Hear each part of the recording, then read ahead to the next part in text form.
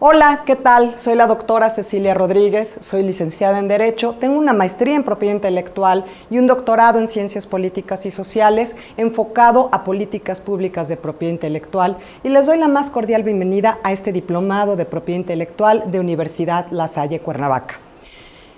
El objetivo es conocer y beneficiarse del sistema de propiedad intelectual al brindar la protección legal adecuada a las invenciones, signos distintivos y material que le den valor agregado a su actividad profesional, así como a prevenir posibles controversias en caso de estar violentando derechos de terceros. ¿Qué es lo que estamos buscando con este diplomado?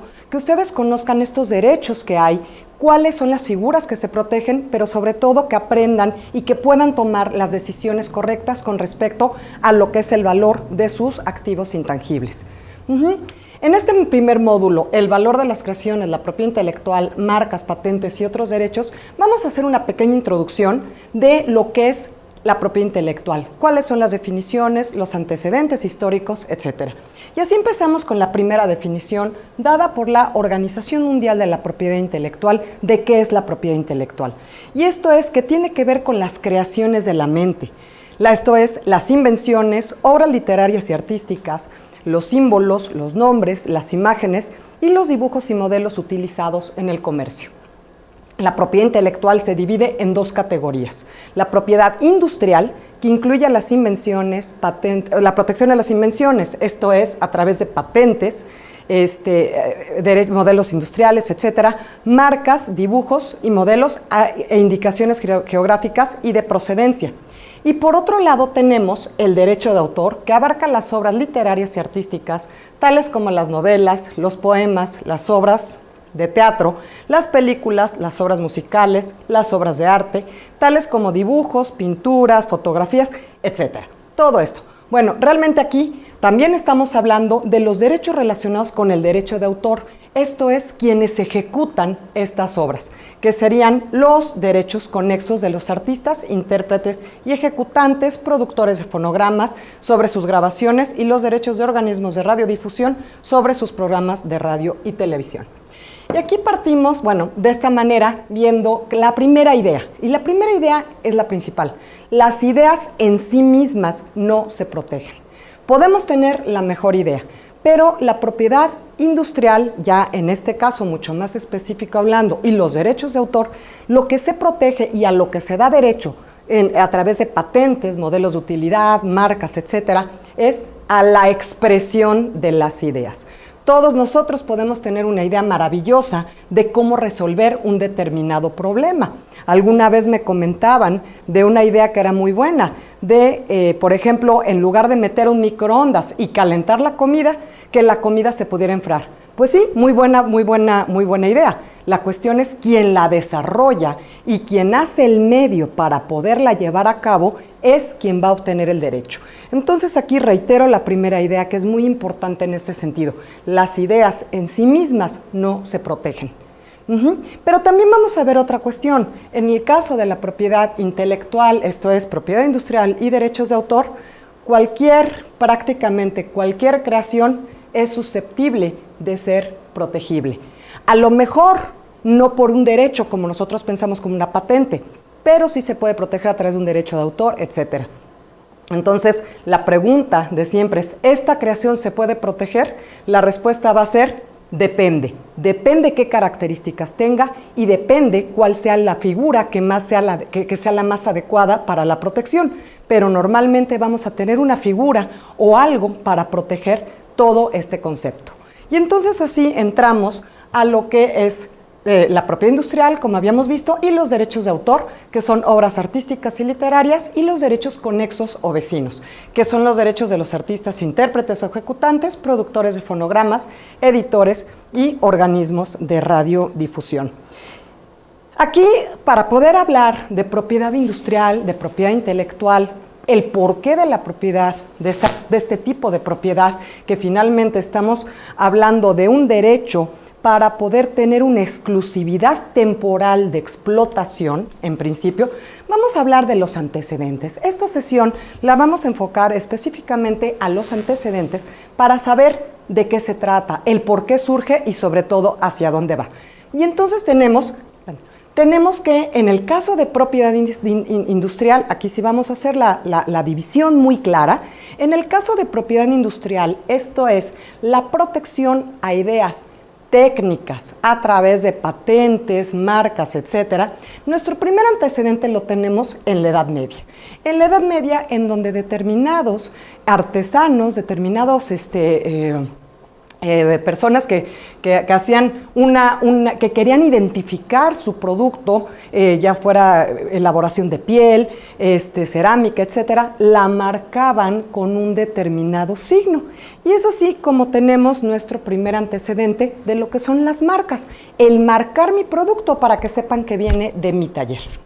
También tenemos el antecedente en el caso de Venecia, en donde se reconocieron las primeras patentes. Aquí estamos hablando del año 1474, en donde se reconoce este primer derecho sobre la invención para que quien lo hizo tenga la exclusividad para poderla explotar, ¿sí? De ahí tenemos un suceso que es importantísimo. Nos vamos a París, ¿sí? Nos vamos a París, en donde, bueno, ya teníamos toda esta cuestión del reconocimiento a la patente y todo, pero era un reconocimiento muy incipiente, muy básico, pero realmente cuando viene la Feria de París en 1889, estamos hablando de que específicamente en el caso de Europa hubo una revolución industrial. Hubo la revolución industrial en donde lo que se caracterizó fue en las invenciones. Esta revolución industrial sabemos que inicia en Inglaterra y de ahí se dispersa por toda Europa. Y entonces llega un momento en que en 1889 se trata de hacer en la Feria de París se invita a todos los inventores de Europa a que participen en esta exposición con sus creaciones. Sin embargo, la gente no va. Los inventores no asisten por el miedo a que les copien sus ideas. Y entonces así tenemos que surge el primer convenio multilateral en materia de reconocimiento a la propiedad industrial, que es el Convenio de París. Aquí, recordemos, bueno, la Torre Eiffel justamente se hizo para esta feria. Es origen de esta feria que luego, como vamos a ver después, bueno, en el caso de la Primera Guerra Mundial, sirvió para otros efectos. Pero realmente este era el símbolo de esa feria de París. Nuestro siguiente antecedente es, como mencionaba, la Primera Guerra Mundial. La Primera Guerra Mundial, en donde, desafortunadamente, durante las guerras y todo es cuando nuestra creatividad se hace aún más grande. Entonces, en la Primera Guerra Mundial se desarrolla la aeronáutica, el armamento, las telecomunicaciones. Y entonces tenemos este periodo en donde también hubo un gran avance en el desarrollo de la tecnología. Que después, bueno, sabemos, viene la época de la posguerra, etcétera, pero que al no quedar resueltos los asuntos durante la Primera Guerra Mundial, se inicia una Segunda Guerra Mundial. En esta Segunda Guerra Mundial, además de lo que se había desarrollado en la Primera Guerra, estamos hablando también de cuestiones genéticas, medicamentos, ¿sí?, materiales nuevos, además de las telecomunicaciones, aeronáutica, armamento que se desarrolló durante la Primera Guerra Mundial. Entonces aquí es realmente en donde tenemos un antecedente muy, muy fuerte, porque ¿qué pasa cuando termina la Primera Guerra Mundial? Tenemos dos bloques muy básicos. Un bloque perdedor, que es el eje Roma-Tokio-Berlín, y un bloque ganador, conformado principalmente por Francia, Inglaterra y Estados Unidos. Sabemos también que Rusia estaba dentro de este bloque, etcétera, pero aquí estos son los países que más son representativos de este periodo. Y entonces al haber un grupo perdedor, ¿sí?, ¿cuáles son las sanciones de guerra? Las sanciones de guerra es que ellos no pueden tener ejército, tienen que pagar la reconstrucción de todas las ciudades que destruyeron, y además no pueden desarrollar armamento. Y tenemos un bloque ganador, que es que les van a reconstruir su ciudad, que les van a pagar todo lo que se perdió, pero dentro de este bloque ganador, el único que tiene todas estas ventajas de tener equipo, de seguir desarrollando tecnología, etcétera, es Estados Unidos, y no tiene que reconstruir un territorio. Y entonces, al no tener ningún tipo de restricción y con toda la trayectoria de desarrollo de tecnología que llevaba, tiene un exceso de tecnología. Y entonces, ¿qué es lo que hace Estados Unidos? Se dedica a exportar esta tecnología, a vender esta tecnología a el grupo de otros países para poder reconstruirse. Entonces, ¿quién tiene realmente el interés de seguir promoviendo la protección a esta materia y demás? Es precisamente Estados Unidos. Entonces, así tenemos que en el transcurso histórico inicia otro periodo, que es el de la Guerra Fría. El de la Guerra Fría, en donde empieza toda esta lucha por los bloques económicos. Entonces, Estados Unidos, que era quien estaba desarrollando toda la tecnología, estaba desarrollando y además estaba mandando a otros países, está en pleito con Rusia o con la Unión de Repúblicas Soviéticas y socialistas. Y entonces aquí, bueno, es una época en donde podemos hablar que se desarrolla, por ejemplo, Internet, etcétera, pero realmente su tecnología fue apuntando básicamente a todo lo que fuera una cuestión bélica. La siguiente, por favor. Y entonces, tenemos que durante esta época, ¿sí?, mientras Estados Unidos y la Unión de Repúblicas Soviéticas estaban teniendo esta Guerra Fría, tenemos un sector que es el sector de los países denominados Tigres de Asia, esto es Corea, Singapur, básicamente, Japón no, porque Japón tenía estas restricciones, pero tenemos a Malasia, Tailandia, que son este bloque de países que lo que hace es, no tenían ninguna restricción, reciben tecnología de la que venían, de la que se está creando, y de la que era excedente, y entonces se dedican a través de un proceso llamado ingeniería inversa, a desarrollar la tecnología. ¿Qué quiere decir esto? Algo que todos hemos hecho en algún momento. Desarmo para ver cómo está hecho y lo vuelvo a armar. Y entonces la inundan el mercado y empiezan con todo este tipo de productos, cambiando el concepto económico, que ya no es el más importante ser el primero. Ellos cambian el concepto y hay que ser el primero y el más barato. Por supuesto, porque ellos no estaban desarrollándolo como tal, estoy hablando en esta época, sino lo único que estaban haciendo era ver cómo se construía para poderlo repetir y hacerlo de una manera mucho más barata. Recuerden que en tecnología, básicamente, el producto caro o el proceso caro es el primero. Los otros ya van siendo una reproducción. Entonces, es así como cambia el concepto de mercado, cómo esta situación de propiedad intelectual, esta materia de propiedad intelectual es realmente muy, muy importante, y así llegamos a nuestra primera definición de lo que es propiedad industrial. La protección jurídica a la expresión de ideas técnicas cuyo objetivo principal es la explotación comercial. Esto es, invenciones y signos distintivos mediante derechos denominados, en el caso de las invenciones, patentes, modelos de utilidad, diseños industriales, topografías de circuitos integrados y los llamados certificados de obtentor. Y por otra parte, los signos distintivos que son protegidos mediante los derechos denominados, marcas, nombres comerciales y avisos comerciales. En primera instancia, este es el contenido de todo este primer módulo, la introducción a todas estas figuras y ver qué derechos tienen, ¿sí?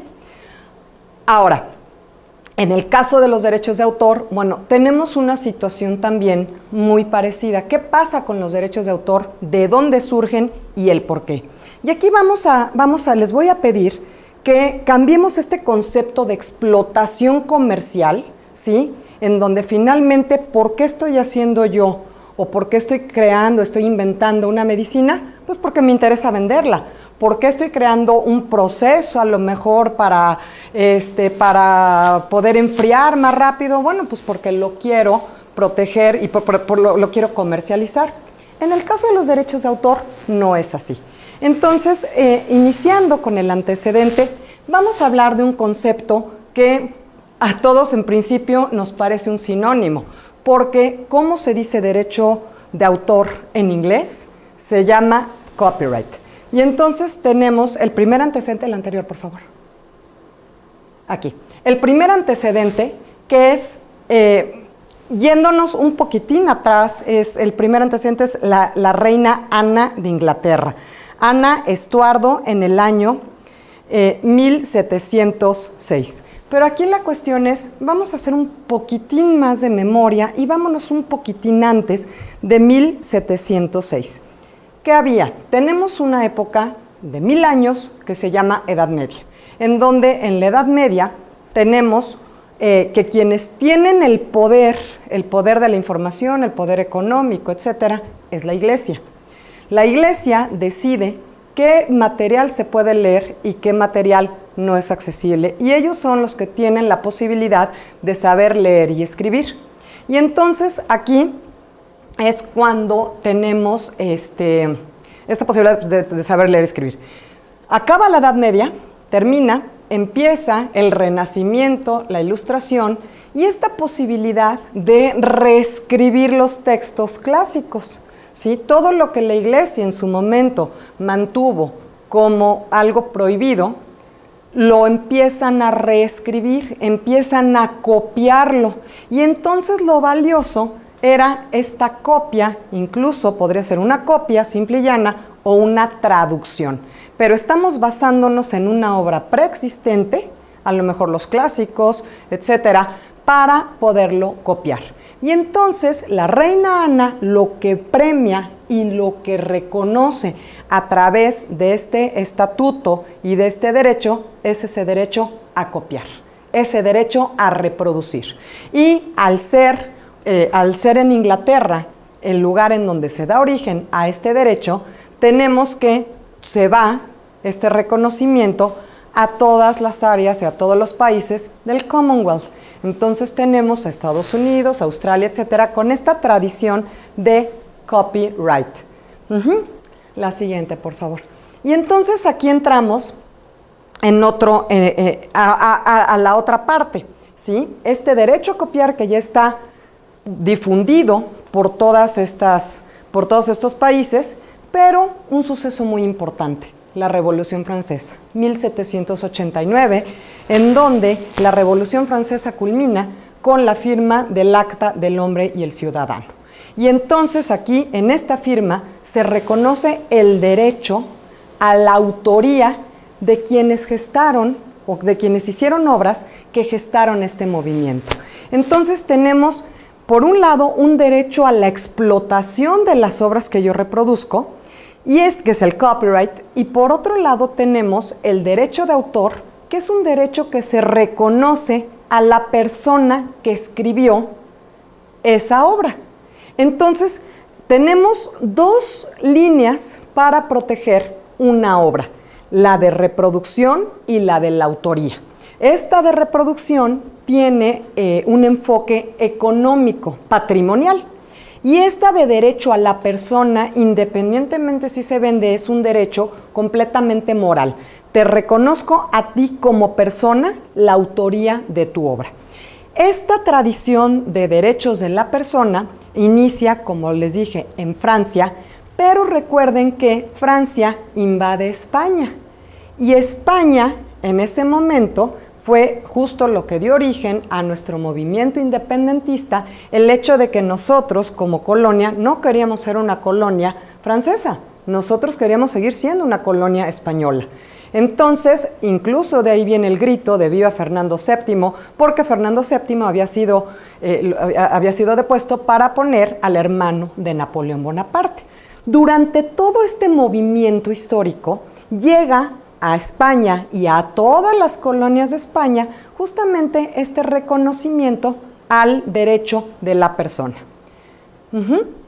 Y entonces así tenemos esta cuestión en donde los derechos de autor se conforman por los derechos de la persona y el derecho a copiar, e históricamente se fusionan para llegar al día de hoy a la definición que tenemos, la definición de los derechos de autor, que es el reconocimiento de la expresión de ideas artísticas y literarias cuyo objetivo es el reconocimiento de la obra y la persona del autor, y que se protegen mediante los denominados derechos de autor, así como los derechos conexos. Vamos a platicar qué significan los derechos conexos en su momento. Pero ambos derechos apuntan a la protección de los artistas, de los derechos conexos que apuntan a la protección de los artistas, intérpretes y ejecutantes, productores de fonogramas y organismos de radiodifusión, con el objetivo de reconocerles tanto derechos patrimoniales, esto es, de explotación, como derechos morales, esto es, derecho de autoría. ¿Sí? Y ahora, ya regresando actualmente, ¿cómo es la propiedad intelectual en México? ¿Cuáles son nuestros fundamentos legales de la propiedad intelectual? Y aquí estamos hablando de nuestra ley suprema, que es la Constitución, en donde los artículos 28, 73, fracción 29, párrafo F, y 89, fracción 15 de la Constitución, establecen las bases del sistema de propiedad intelectual. El artículo 28, que habla claramente, es una garantía individual a que en México no existen monopolios, pero se hace la excepción de que los derechos reconocidos a los perfeccionadores de alguna rama de la industria no se considerarán monopolios, o sea, se acepta ahí una exclusividad temporal sobre los derechos de propiedad intelectual. Sí, no, la anterior, por favor.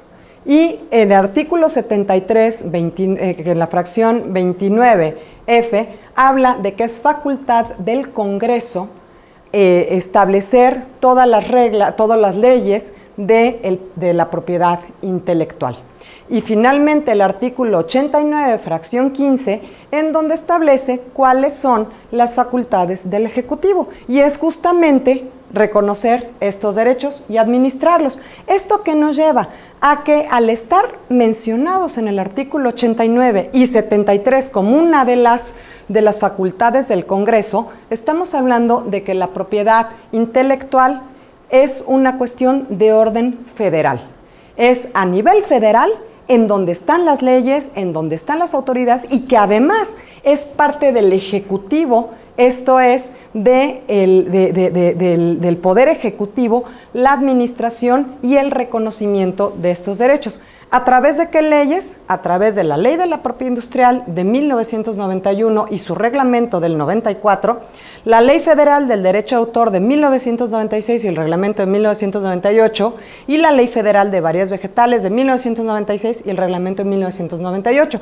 Yo les voy a pedir, por favor, después hablaremos de esto, que se fijen muy bien en las fechas de cuándo estas leyes fueron promulgadas, porque esto también tiene una explicación histórica de que fueron justamente a raíz de que se firmó y se estaba negociando el Tratado de Libre Comercio, con el Telecán en principio. ¿Y quiénes son? Bueno, por otro lado, estas son las leyes principales. Luego tenemos las leyes supletorias, que es el Código de Procedimientos Civiles, el Código de Procedimientos Penales en caso de la comisión de delitos, y la Ley Federal del Procedimiento Administrativo. ¿Por qué la Ley Federal del Procedimiento Administrativo? Porque, como les mencioné, quien autoriza y quien administra este sistema es parte del Ejecutivo. Y las leyes complementarias, que son las reformas al Código Penal Federal de 1996, que en su momento platicaremos, porque es en donde se establece que la reproducción ilícita de obras protegidas se sanciona es considerada como delito grave, y la ley aduanera con las reformas de diciembre de 1996, que también obedece a estas épocas para evitar precisamente la importación de productos sin autorización del titular. ¿Sí? ¿Quiénes son las autoridades en este sentido? Bueno, las autoridades básicas son el Instituto Mexicano de la Propiedad Industrial en materia de invenciones, signos distintivos, básicamente porque también vamos a ver que tiene una parte de derechos de autor, ¿sí? El INPI.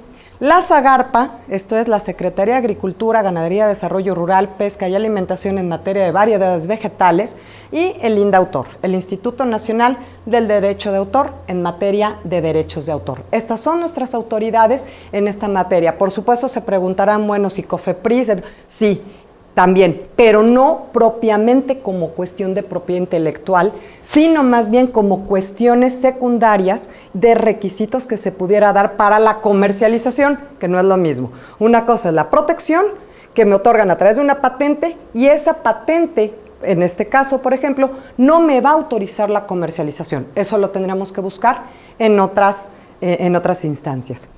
Y finalmente les dejo esta frase para terminar. Del ingenio humano nacen las obras de arte y de invención.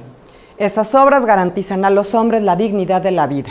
El Estado tiene el deber de proteger las artes y las invenciones. Yo les agradezco muchísimo su atención y los invito a que visiten nuestra página y vean cuál es el material y cuáles son las actividades correspondientes a este módulo. Muchísimas gracias.